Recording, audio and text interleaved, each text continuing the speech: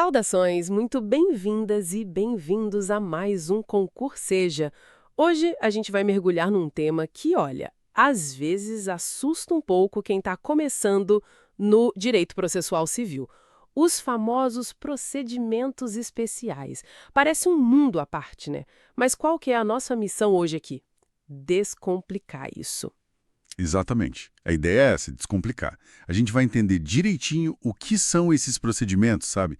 Por que eles existem além daquele procedimento comum, que é o padrãozão, e como o Código de Processo Civil, o nosso CPC, organiza tudo isso.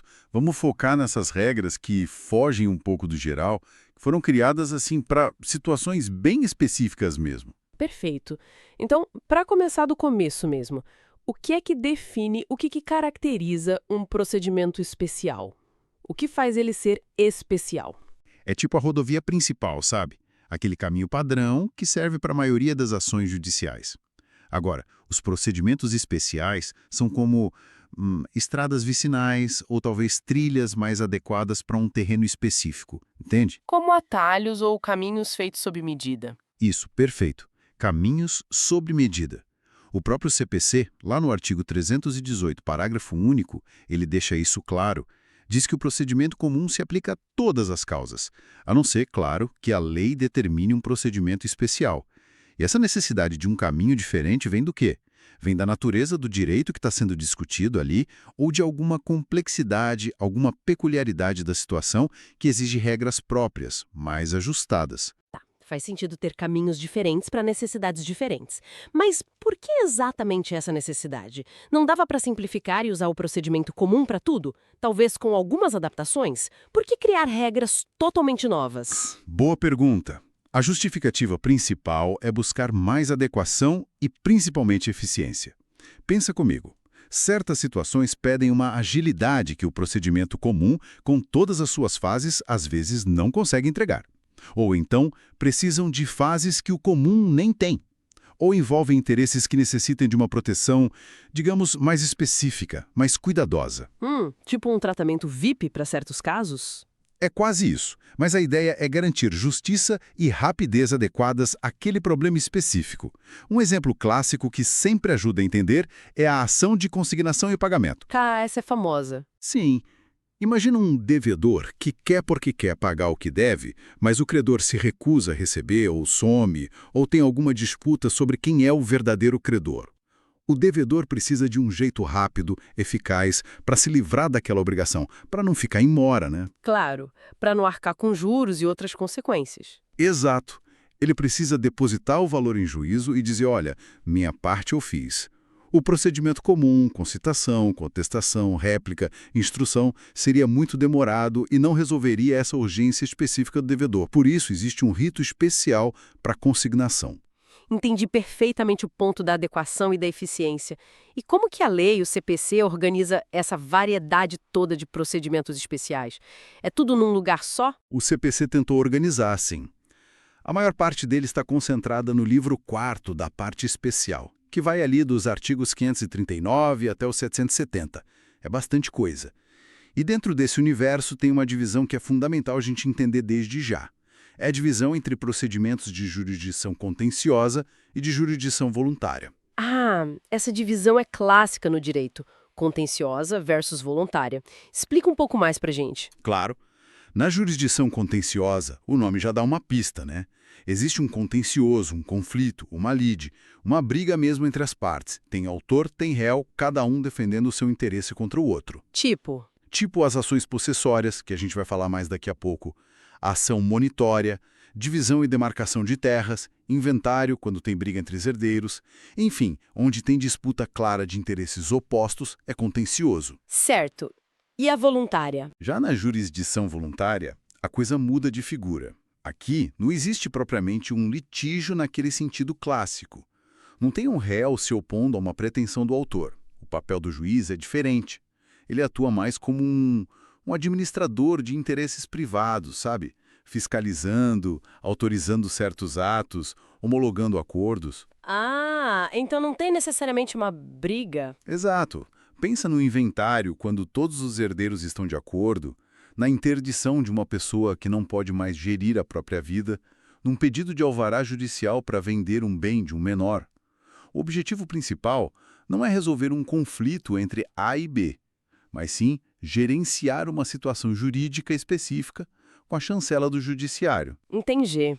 Então, contenciosa tem lide, tem conflito. Voluntária é mais uma administração judicial de interesses. Perfeito. Essa é a essência da diferença. E tem um detalhe assim crucial. O procedimento especial, seja ele contencioso ou voluntário, só se aplica se a lei mandar expressamente. Ele é exceção. E se essa lei especial for omissa em algum ponto, se ela não regular alguma coisinha específica do andamento do processo. Aí que entra o procedimento comum de novo. Justamente. Aí a gente aplica as regras do procedimento comum, mas de forma complementar, subsidiária. E claro, só naquilo que for compatível com a natureza do procedimento especial, né? Não adianta querer encaixar uma regra do comum que vá contra a lógica do especial. Compreendido. Então, recapitulando. Regra geral é o procedimento comum. O especial é a exceção, prevista em lei para casos específicos e pode ser contencioso ou voluntário.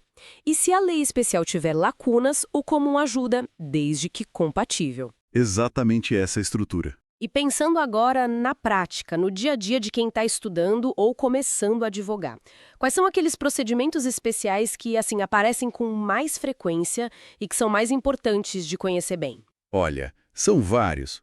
Mas a gente pode destacar alguns da jurisdição contenciosa, que são figurinhas carimbadas nos fóruns e nas provas. Manda ver. Quais são os top 3 aí? Vamos lá.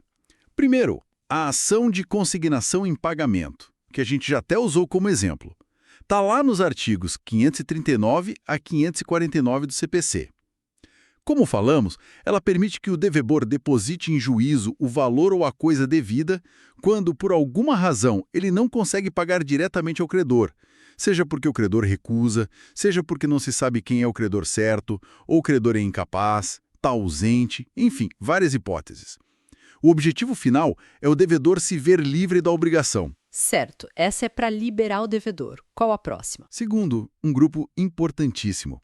As ações possessórias, artigos 554 a 568 do CPC. Essas ações servem para proteger a posse, que é uma situação de fato, né? O poder físico sobre a coisa. E aqui a gente tem 3 tipos principais, dependendo do tipo de ataque à posse. Quais são? Temos a manutenção de posse, que é para quando a posse está sendo perturbada, incomodada, mas não perdida. É a chamada turbação. Pensa num vizinho que fica jogando entulho no seu terreno, mas não te expulsou de lá. Depois, a reintegração de posse, que é para quando a pessoa efetivamente perdeu a posse. Alguém invadiu e tomou conta. É o chamado esbulho. E por último, o interdito proibitório, que é uma ação preventiva. É para quando existe uma ameaça concreta, um justo receio de que a posse vai ser turbada ou esbulhada. Tipo, um grupo anuncia que vai invadir sua fazenda. Você entra com o interdito para tentar impedir antes que aconteça. Manutenção para perturbação, reintegração para perda, interdito para ameaça. Entendido. E o grande diferencial das possessórias, especialmente quando a ação é proposta logo depois da ofensa, dentro de ano e dia, é a possibilidade de conseguir uma liminar, uma decisão rápida do juiz para manter ou devolver a posse logo no início do processo, antes mesmo de ouvir o outro lado às vezes. Isso é muito importante na prática. Com certeza, a agilidade nesses casos é tudo. E a terceira ação que você ia destacar? A terceira é a ação monitória, regulada nos artigos 700 e 702 do CPC. Essa é uma ferramenta muito útil. Para que ela serve exatamente? Ela é um caminho mais rápido para quem tem uma prova escrita de uma dívida, mas essa prova não tem força de título executivo. Como assim? Que tipo de prova? Pensa num cheque que já prescreveu, sabe? Ele não pode mais ser executado diretamente. Ou um e-mail onde alguém reconhece que te deve, uma carta, um contrato assinado só pelas partes, sem as 2 testemunhas que dariam força executiva, documentos que mostram que a dívida provavelmente existe, mas que não permitem ir direto para a execução forçada. Ah, entendi. E aí a monitória faz o quê? A monitória permite que você apresente essa prova escrita ao juiz e peça para eles pedir um mandado de pagamento para o devedor. O devedor é citado para pagar em 15 dias ou apresentar uma defesa, que na monitória se chama embargos monitórios. E qual é o pulo do gato? Se o devedor não fizer nada, não pagar nem apresentar embargos, aquele mandado inicial automaticamente se transforma num título executivo judicial. Nossa, que prático! Então a prova que não era executiva vira uma ordem judicial para execução. Exatamente. Agiliza demais a cobrança para quem tem esse tipo de prova escrita sem força executiva. É o meio termo entre o procedimento comum, mais demorado, e a execução direta, que exige um título executivo. Fantástico! Consignação, possessórias, monitória. Deu para ter uma ideia bem clara da finalidade de cada uma e por que elas precisam mesmo de um rito especial. Essas distinções são super importantes na prática forense, né? Sem dúvida. E veja que o fio condutor, o que une todos esses exemplos e os outros procedimentos especiais, é sempre essa busca por adequar o processo, a forma, às necessidades específicas do direito material que está sendo discutido. Seja num conflito direto, como nas possessórias ou na monitória, jurisdição contenciosa, seja na administração de interesses privados, como num inventário amigável ou numa interdição, jurisdição voluntária. O objetivo é sempre buscar mais efetividade, mais justiça para o caso concreto. E essa conversa toda me levanta uma questão que a gente ouve bastante nos corredores acadêmicos e profissionais. Existe um debate constante sobre essa quantidade de procedimentos especiais, né? Será que a gente tem muitos? Poucos? O ideal seria simplificar mais, talvez unificar alguns ritos, ou essa especialização é mesmo fundamental? Exatamente, você tocou num ponto nevrálgico do direito processual. Existe uma tensão permanente, um cabo de guerra, digamos assim, entre dois valores importantes. De um lado, a busca pela simplificação processual. Um sistema com menos regras diferentes seria teoricamente mais fácil de entender, mais rápido, mais acessível para todo mundo. Menos complexidade. Do outro lado, a necessidade de adequação. O argumento é que tratar situações que são fundamentalmente diferentes da mesma maneira, com as mesmas regras, pode acabar gerando injustiça. É aquele princípio de tratar os desiguais de forma desigual na medida de suas desigualdades para alcançar a verdadeira igualdade, a justiça material. É a busca pelo equilíbrio, né? Simplificar sem prejudicar a justiça do caso específico. Precisamente. O legislador do CPC de 2015, por exemplo, ele tem toda uma enxugada. Alguns procedimentos especiais que existiam no código anterior foram extintos ou incorporados ao procedimento comum. Houve um esforço de simplificação, mas a realidade é complexa. E a necessidade de ter ritos específicos para certas matérias, como as que a gente discutiu, continua sendo vista como fundamental por muita gente para garantir que o processo realmente sirva ao direito. Então, a reflexão que fica e que não tem resposta fácil é: onde está o ponto ideal? Qual o equilíbrio perfeito entre simplificar as formas e especializar o tratamento para garantir a adequação e a justiça? É um debate contínuo. Excelente ponto para a gente pensar, realmente. Essa tensão entre simplificação e especialização é algo que permeia toda a evolução do direito processual. Bom, acho que conseguimos dar um belo panorama inicial sobre os procedimentos especiais, né? E esperamos que essa nossa conversa tenha ajudado a clarear os conceitos para quem está começando ou revisando a matéria. Com certeza. O importante é não ter medo deles, mas entender a lógica por trás de cada um. E, claro, continuar estudando. Continue acompanhando aqui o canal Concurseja, que a gente sempre traz mais conteúdos e aprofundamentos como este.